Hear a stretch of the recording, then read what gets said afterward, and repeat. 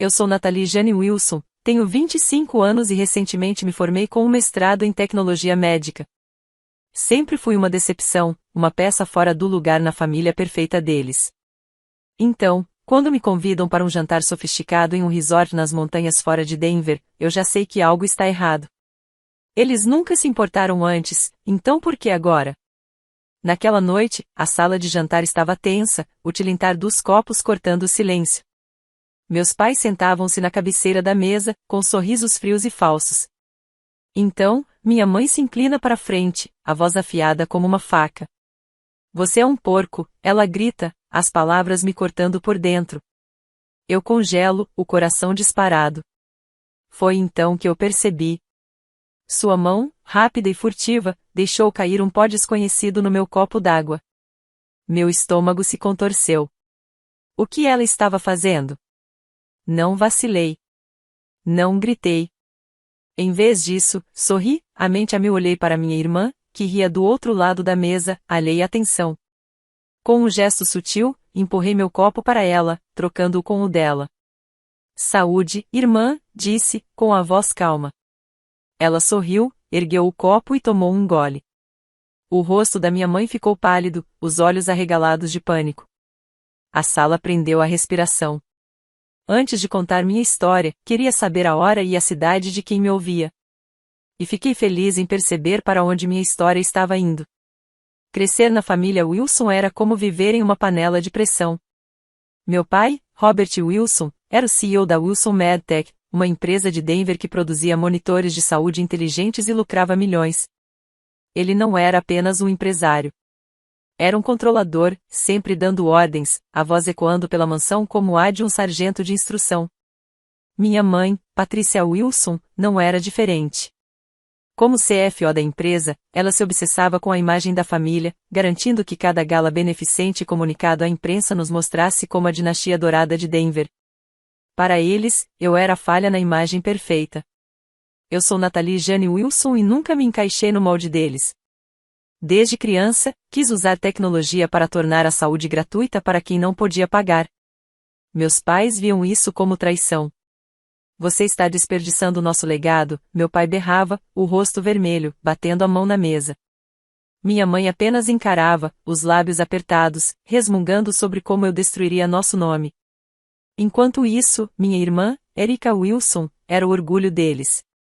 Aos 28 anos, era diretora de marketing da Wilson MedTech.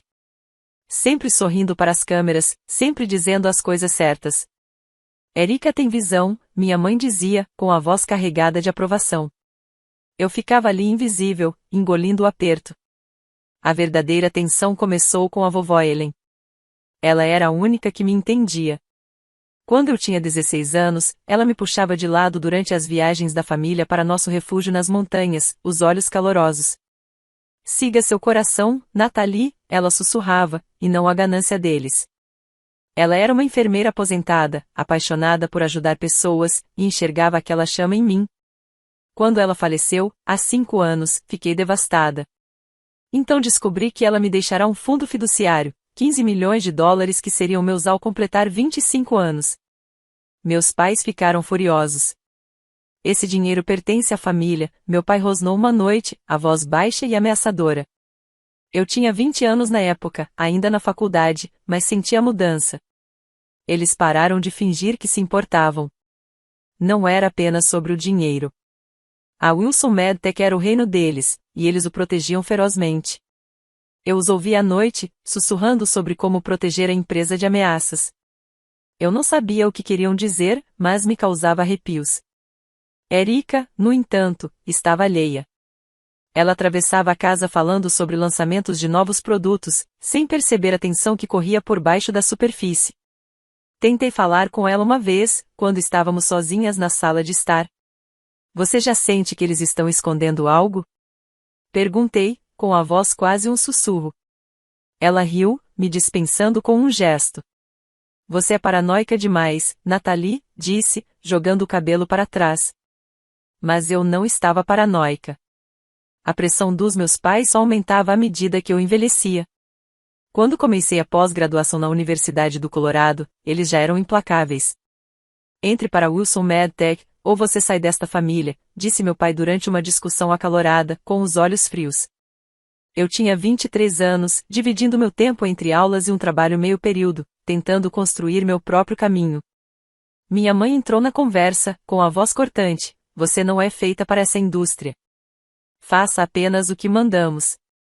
Eu engoli a raiva, o peito apertado, sabendo que eles nunca me aceitariam. O pior aconteceu no ano passado, quando eu tinha 24 anos. Eu estava trabalhando em um projeto para tornar monitores de saúde acessíveis para clínicas de baixa renda. Minha orientadora, doutora Linda Foster, uma ex-colega do meu pai, me avisou: cuidado, Natalie, disse durante um café um dia, o rosto sério. Seus pais jogam sujo quando se trata do império deles. Eu ignorei, achando que ela estava exagerando. Mas então comecei a notar coisas estranhas, ligações perdidas de números desconhecidos, meu laptop funcionando com falhas, meus pais fazendo perguntas diretas sobre meu projeto. Algo não estava certo. Confiei em minha melhor amiga, Cindy Tran, uma analista de dados capaz de vasculhar códigos como uma detetive.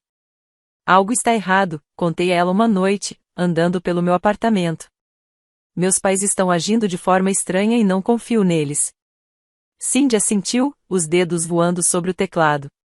Deixe-me investigar, disse ela, com a voz calma, mas determinada. Foi então que comecei a juntar as peças. Meus pais não estavam apenas desapontados comigo. Eles estavam planejando algo grande. Eu não conseguia me livrar da sensação de que o fundo fiduciário deixado pela vovó Ellen estava no centro disso. 15 milhões de dólares eram uma fortuna suficiente para financiar meus sonhos ou fortalecer a empresa deles. Mas por que eles iriam tão longe? O que estavam escondendo? Eu ainda não tinha respostas, mas sabia de uma coisa: eu não seria uma peça no jogo deles. No dia seguinte, Cindy me ligou, a voz urgente. Você precisa ver isso, disse, e meu coração afundou. A ligação daquela manhã me atingiu como um choque elétrico. Corri para o apartamento dela, o pulso acelerado, mal notando o ar fresco de Denver. Cindy Tran, minha melhor amiga desde a graduação, era uma analista de dados com talento para descobrir segredos escondidos em códigos. Se alguém podia desenterrar sujeira, era ela. Ela me fez sentar à sua mesa cheia de papéis, a tela do laptop iluminando e-mails que ela havia retirado dos servidores da Wilson Medtech. Isso não é normal, sussurrou, apontando para uma cadeia de mensagens entre meu pai e um advogado que eu não conhecia. Os e-mails eram criptografados, mas uma frase se destacava: proteja o fundo fiduciário. Meu estômago se revirou.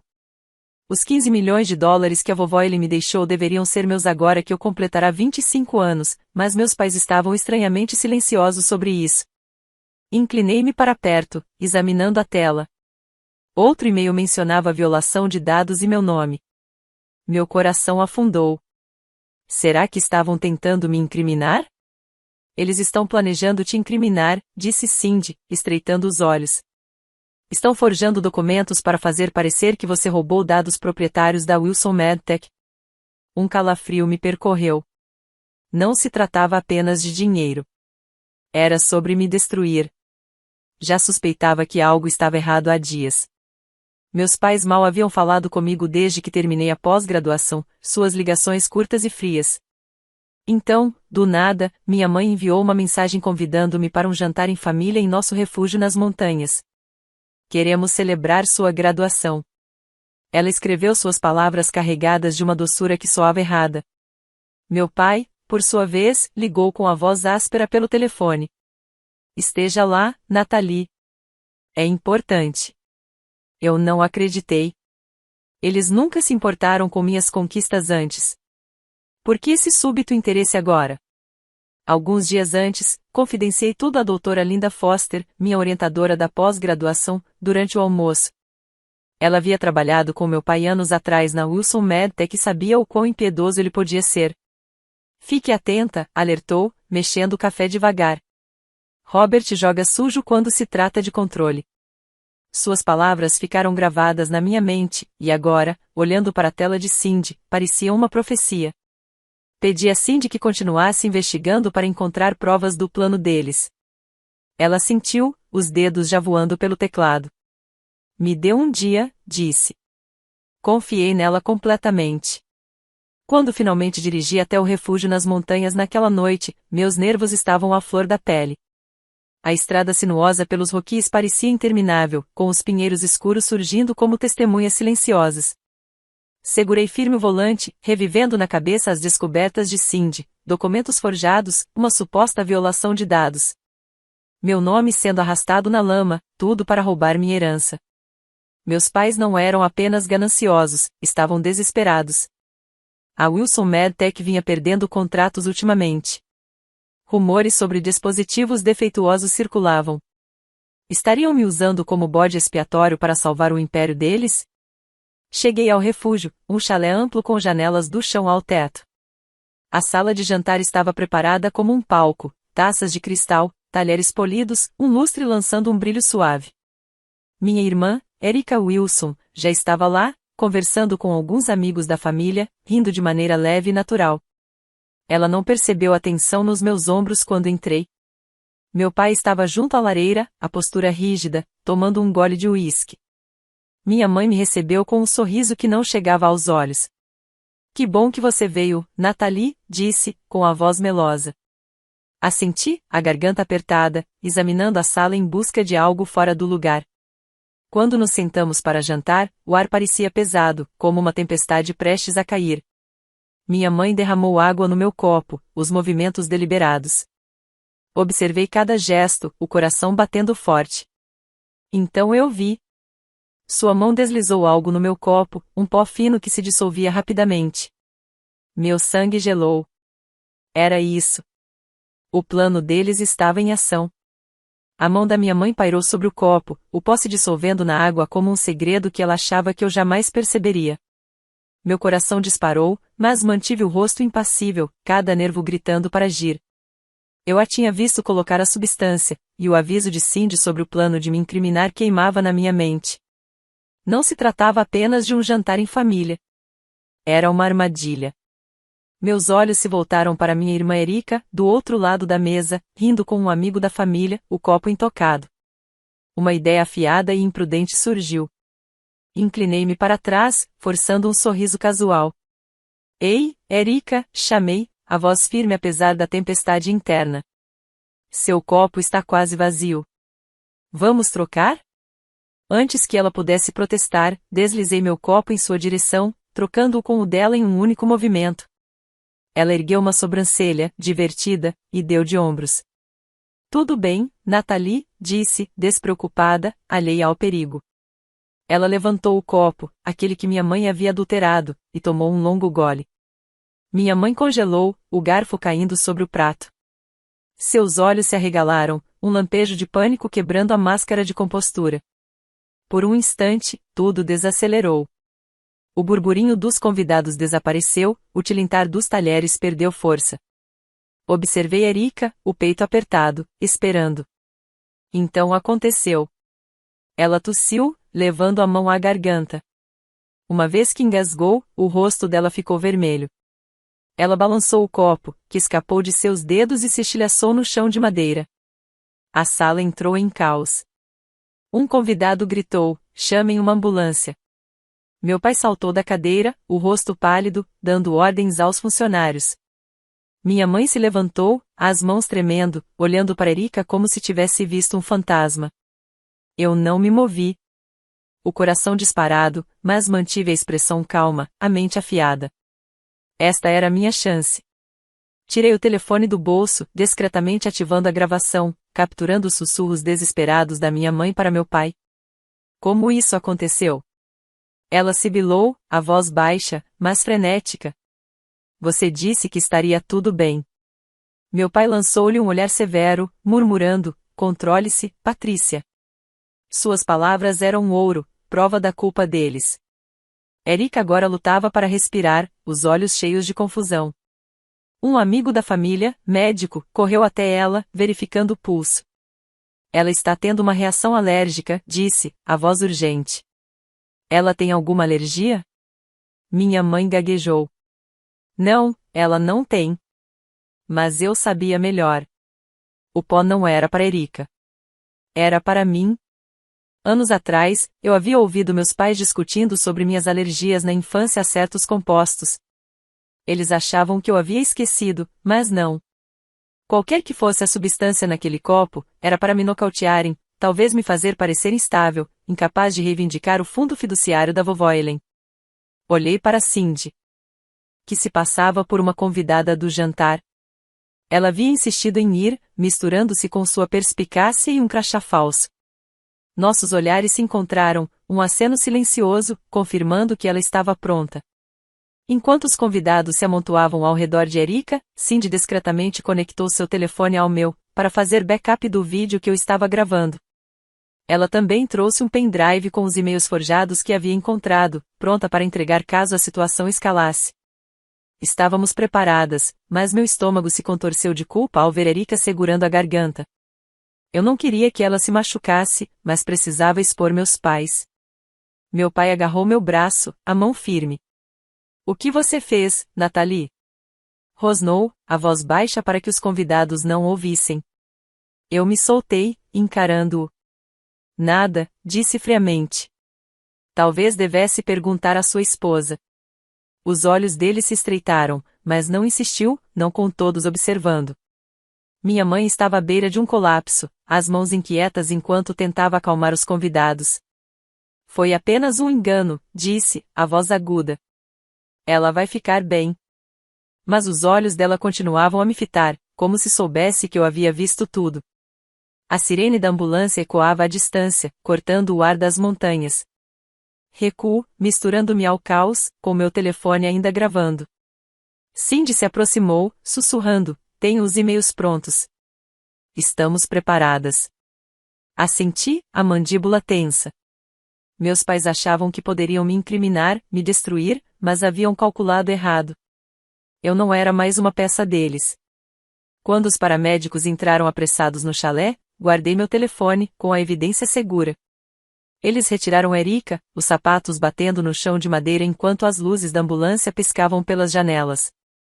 Segui de perto, o coração disparado, a culpa corroendo por dentro. Eu não queria que minha irmã se machucasse, mas precisava expor o plano dos meus pais.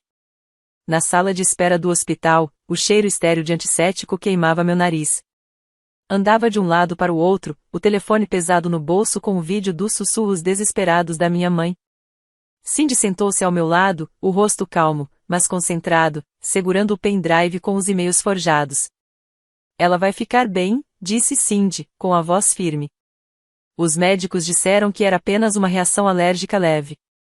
Assenti, mas o peito continuava apertado. Eu precisava que Erika acordasse e ouvisse a verdade. 1 hora depois, o médico apareceu, com a prancheta na mão. Erika está estável, disse. Ela terá alta em breve. Foi uma reação à histamina, nada que colocasse a vida em risco. Um alívio tomou conta de mim, mas durou pouco. Meus pais esperavam no corredor, os rostos misturando preocupação falsa e raiva mal contida. Minha mãe se aproximou, a voz baixa, isso é culpa sua, Nathalie. Ela sibilou, os olhos se movendo para as enfermeiras próximas. Encarei-a sem pestanejar. Precisamos conversar, disse, o tom frio. Todos nós amanhã, no chalé. O maxilar do meu pai se contraiu, mas ele assentiu, ciente dos olhares da equipe do hospital sobre nós. Na noite seguinte, convoquei uma reunião familiar de volta ao chalé. A sala de jantar ainda estava marcada pelo caos da noite anterior, vidro quebrado, cadeiras viradas, como um campo de batalha. Erika estava sentada à minha frente, pálida, mas alerta, os olhos confusos, porém atentos. Meus pais ficaram na cabeceira da mesa, posturas rígidas, como se preparassem para uma tempestade. Convidei apenas uma outra pessoa, Cindy, que ficou quieta junto à porta, o laptop pronto. Sem convidados, sem fingimento, apenas nós. Respirei fundo, as mãos firmes apesar do fogo no peito. Vocês tentaram me incriminar, disse, a voz cortando o silêncio. Os olhos da minha mãe se arregalaram, mas ela não falou. Tirei o telefone do bolso e apertei play no vídeo. A voz dela preenchia a sala, frenética e condenatória. Como isso aconteceu? Você disse que estaria tudo bem. Seguiu-se a resposta murmurada do meu pai, acompanhada do olhar severo para ela, inconfundível. O rosto de Erika empalideceu ao ouvir, as mãos agarradas à mesa. O que é isso? Ela sussurrou, a voz trêmula. Não parei por aí. Fiz um gesto para Cindy, que abriu o laptop e projetou os e-mails forjados na parede. A tela iluminava mensagens entre meu pai e um advogado, detalhando um plano para me acusar de roubar dados proprietários da Wilson Medtech.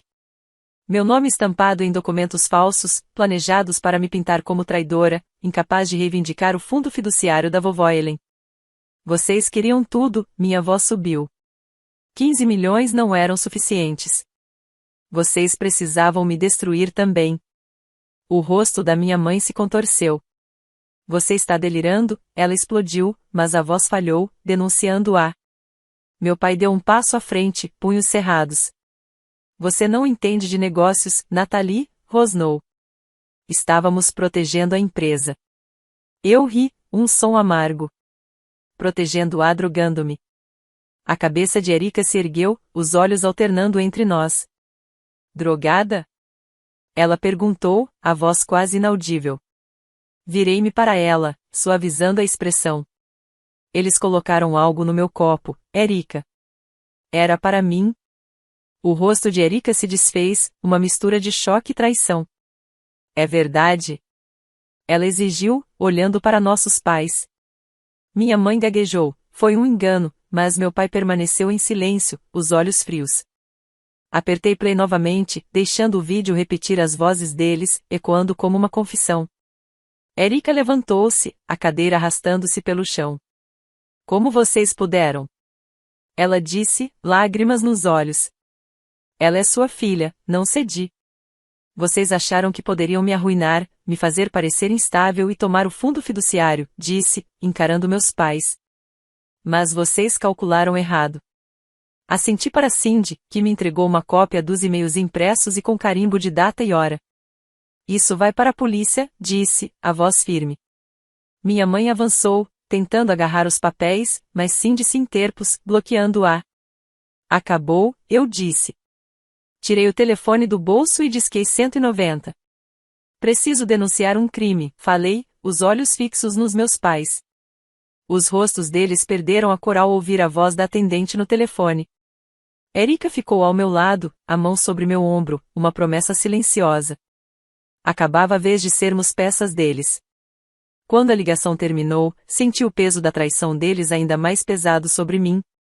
A polícia chegou ao chalé minutos depois da minha ligação, as luzes piscando na escuridão das montanhas. Entreguei meu telefone com o vídeo dos sussurros desesperados da minha mãe e o pendrive da Cindy com os e-mails forjados. Meu coração ainda disparado da confrontação, mas senti uma estranha calma. A verdade estava exposta, e não havia volta. Erika permaneceu ao meu lado, o rosto misturando choque e determinação, a mão roçando a minha enquanto observávamos os policiais interrogarem nossos pais. A voz da minha mãe era aguda, insistindo que tudo era um mal-entendido, mas meu pai permaneceu em silêncio, os olhos fixos no chão. Na manhã seguinte, recebi uma ligação da detetive Sarah Brooks, uma mulher de olhar afiado e postura firme que lidera a unidade de crimes financeiros da polícia de Denver. Estamos escalando o caso para o FBI, disse, a voz segura. Suas provas são sólidas, mas precisamos investigar mais a fundo a Wilson Medtech. Assenti, mesmo que ela não pudesse me ver, o estômago apertado. Eu sabia que a empresa era o orgulho deles, mas não havia percebido até onde iriam para protegê-la. Cindy e eu nos encontramos com a detetive Brooks na delegacia naquela tarde, entregando backups do vídeo e dos e-mails. Erika também veio, o rosto pálido, mas determinada, sua habitual confiança substituída por uma raiva silenciosa. Nas 2 semanas seguintes, o FBI vasculhou os registros da Wilson Medtech. A detetive Brooks nos mantinha atualizadas, ligando em horários inesperados. Seus pais estavam manipulando os livros contábeis, disse uma noite, com tom sombrio. Falsificaram dados de testes clínicos para inflar os preços das ações e esconderam milhões em contas no exterior. Não fiquei surpresa, mas ouvir a confirmação foi como um soco. Meus pais não tinham apenas me mirado. Construíram seu império sobre mentiras. Os e-mails forjados me acusando de roubar dados eram apenas a ponta do iceberg. Um movimento desesperado para transferir a culpa e garantir o fundo fiduciário da vovó Ellen.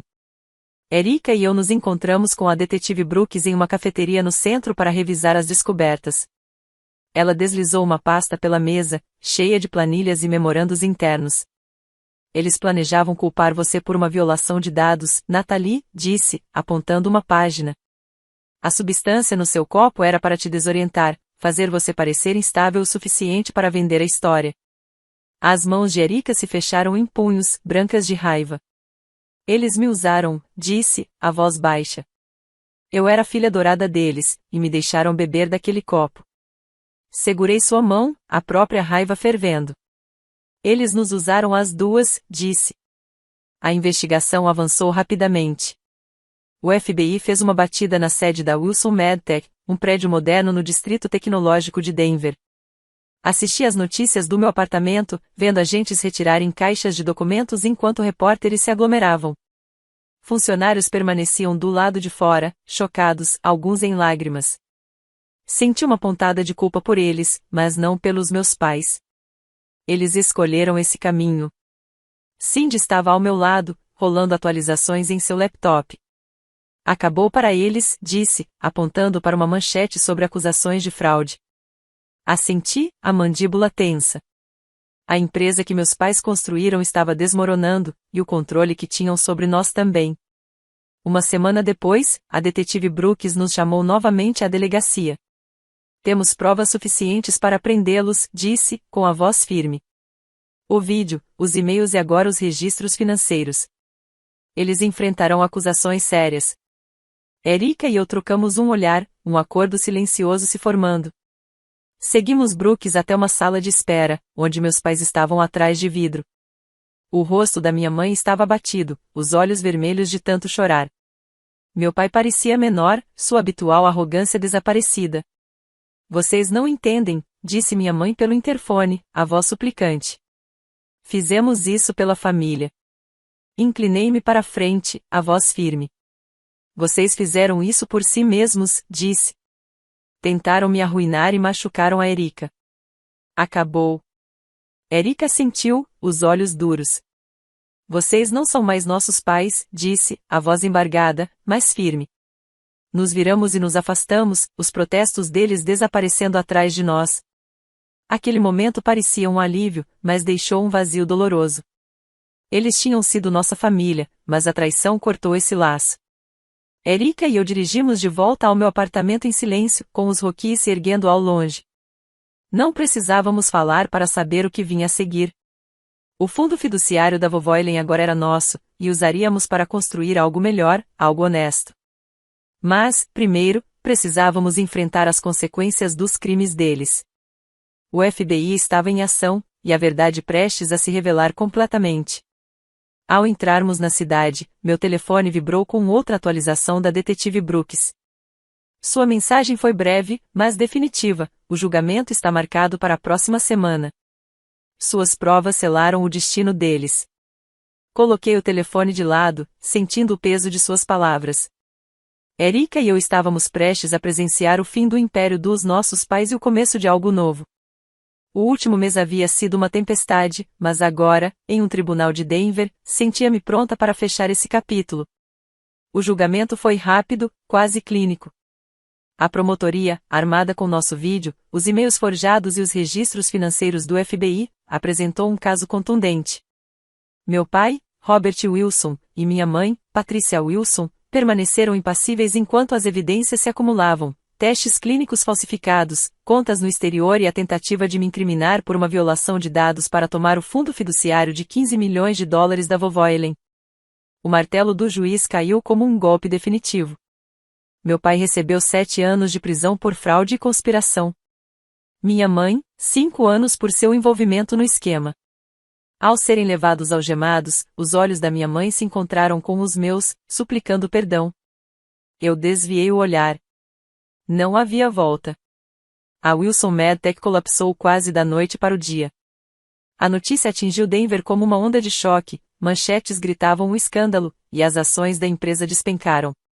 Funcionários, alguns com décadas de serviço, ficaram desempregados, seus rostos me assombrando nas reportagens da noite. Senti dor por eles, mas não por meus pais. Eles construíram seu império sobre mentiras, e agora tudo estava em ruínas. A sede moderna no distrito tecnológico permanecia vazia, símbolo da ganância deles. Erika e eu nos encontramos com David Miller, nosso advogado, um homem calmo, de olhar atento, que nos guiou pelo labirinto legal. O fundo fiduciário é de vocês, disse, deslizando os papéis pela mesa do escritório. Não há mais obstáculos. Assenti, a garganta apertada. O presente da vovó Ellen finalmente estava livre, e sabíamos exatamente o que fazer com ele. Passamos semanas planejando, trabalhando até tarde da noite com a ajuda da Cindy. Ela processava números como uma máquina, garantindo que cada dólar contasse. A doutora Linda Foster, minha antiga orientadora, ofereceu sua experiência, conectando-nos com clínicas carentes. No final do mês, lançamos o Ellen Wilson Health Fund, uma organização sem fins lucrativos para fornecer tecnologia médica gratuita a comunidades desassistidas. Começamos em Denver, doando monitores de saúde inteligentes para clínicas que atendiam famílias de baixa renda. Estive presente no primeiro evento de distribuição, observando uma enfermeira mostrar a um paciente como usar o dispositivo, seu sorriso largo de gratidão. Erika estava ao meu lado, os olhos brilhando com propósito. É isso que a vovó teria querido, disse ela, a voz suave, mas firme. Apertei sua mão, sentindo-me mais próxima dela do que nunca. Havíamos perdido nossos pais, mas encontramos uma outra. A vida sem eles não era fácil, mas era libertadora. Erika se mudou da mansão da família, alugando um pequeno apartamento no centro para recomeçar. Ela aceitou um trabalho em uma startup, usando suas habilidades de marketing em algo no qual acreditava. Eu mantive meu apartamento da pós-graduação, dedicando minha energia ao fundo. Cindy tornou-se nossa parceira não oficial, suas habilidades em dados mantendo nossas operações precisas. Não falamos com nossos pais, nem mesmo quando os advogados deles entraram em contato, implorando por reconciliação. Eles fizeram sua escolha. Erika disse certa noite, durante o café, com a voz firme. Concordei. A traição deles havia sido profunda demais. As consequências não foram apenas pessoais. A cena tecnológica de Denver sofreu com o colapso da Wilson MedTech, enquanto concorrentes corriam para preencher o vazio. Vi publicações no X de antigos funcionários, alguns com raiva, outros com o coração partido. Doeu, mas lembrei a mim mesma que a verdade precisava vir à tona. As mentiras dos meus pais prejudicaram mais do que apenas nós. Eles colocaram pacientes em risco com dispositivos defeituosos e enganaram investidores. Expor isso era a única forma de impedir mais danos. Olhando para trás, percebi que a verdadeira lição não era sobre vingança. Era sobre se libertar. Meus pais tentaram me controlar, me moldar para seu mundo de ganância e mentiras. Mas escolhi meu próprio caminho. A verdade destruiu o império deles, mas construiu algo melhor, uma família com Erika, Cindy e as pessoas que ajudamos. A vovó Ellen sempre dizia para seguir meu coração, e eu segui. Família não é sobre sangue. É sobre quem está ao seu lado quando as mentiras caem. Agora, estou construindo um futuro que importa, uma vida de cada vez.